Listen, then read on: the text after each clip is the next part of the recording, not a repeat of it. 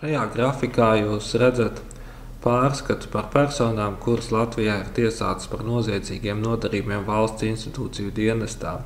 Ne visas no tām ir amatpersonas, jo šie nodarījumi ietver gan kukuļu ņemšanu, ko parasti izdara amatpersona, gan, piemēram, kukuļu došanu, ko bieži vien izdara personas, kas nav amatpersonas.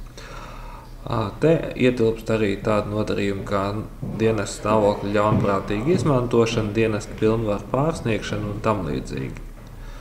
Var redzēt, ka notiesāto personu skaits sākot ar 2006. gadu par šiem noziedzīgiem nodarījumiem ir stabili samazinājies. Ja 2005. gadā notiesāja 128 personas, tad 2009. gadā jau vairs tikai 48. Ja mēs ticam Tiesu administrācijas datiem, kas bija izējas materiāls, uz kā pamat vēlāk tika izveidots šis mūsu pārskats.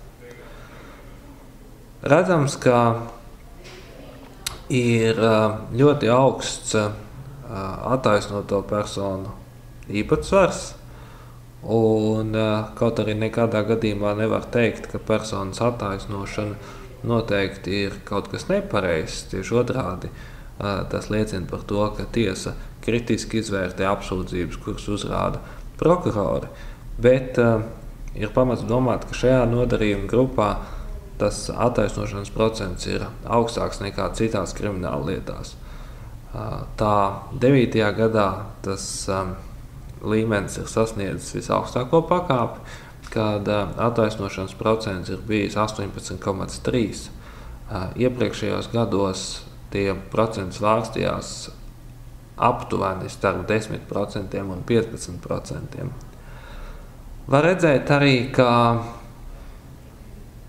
var dažādi interpretēt to, kāpēc noziedzīgu nodarījumu iztiesāšana šajā nodarījuma grupā krīt. Tas varētu nozīmēt to, ka ir traknajos gados mazinājusies korupcija 6. un 7. gadā, jo nav noslēpums, ka lielākā daļa no šiem nodarījumiem attiecās uz tā saukto administratīvā līmeņa, tāda nosacīta zemākā vidējā līmeņa korupciju.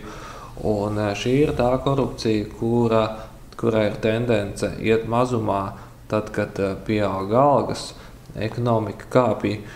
Un ņemot vērā to, ka lieta no atklāšanas brīža līdz pirmās instances spriedumam var iet kādus, varbūt gadu, 2 gadus, tad 9. gada statistika atspoguļo aptuveni to realitāti noziedzīgo darbību ziņā, kas bija kaut kur 2007. gadā, varbūt arī 2008. gadā vēl. Šajā pārskatā jūs varat redzēt, kādu valsts institūciju amatpersonas ir tiesātas visvairāk.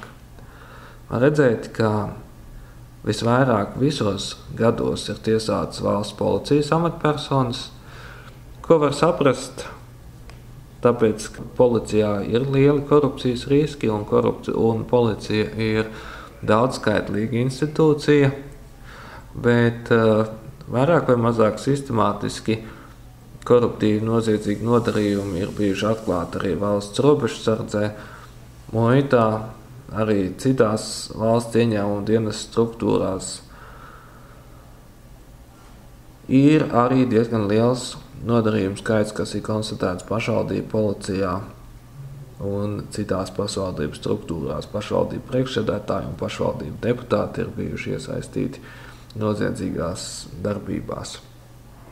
Jānorāda, ka attiecībā uz valsts policiju, arī uz pašvaldību policiju, viena būtiska daļa no šiem noziedzīgiem nodarījumiem nav saistīta ar korupciju tādā klasiskā izpratnē, bet gan ar nepamatotu vardarbības pielietošanu, kas tiek kvalificēts parasti krimināla likuma izpratnē kā dienesta pilnvaru pārsniegšana. Nozīmīgi ir norādīts uz to, ka šajā pārskatā ir arī neskaitliski daudz, bet redzams, kā arī citas tiesu varai, ka tiesu varai piederošas amatpersonas ir tiesātas 3 tiesneši, tiesa izpildītāji, gan tiesa izpildītāju vidū ir diezgan liels attaisnoto īpatsvars. Šis grafiks ir izvilkums no iepriekšējā ar uzsvaru uz to, kas ir nosacīti nozīmīgākās tiesātās valsts amatpersonas. Ar nozīmīgākajām saprotot gan vadošos amatos esošās, gan politiskos amatos esošās, gan arī tās, kas ir piederīgas tiesu varai. Un te var redzēt, ka šeit visbiežāk ir tiesāti tiesa izpildītāji un pašvaldību priekšsēdētāji. Abu vidū ir diezgan augsts attaisnoto īpatsvars. Ir arī diezgan bieži tiesāti izglītības un bērnu iestāžu vadītāji, dažkārt par kukuļņemšanu, dažkārt par tādu vai citu krāpšanu saistībā ar iestādes budžeta līdzekļiem. Un nedaudzos gadījumos var redzēt, ka šīs te krimināla lietas ir arī rezultējušās ar notiesājušiem spriedumiem un sodiem, kas saistīti ar reālu brīvības atņemšanu.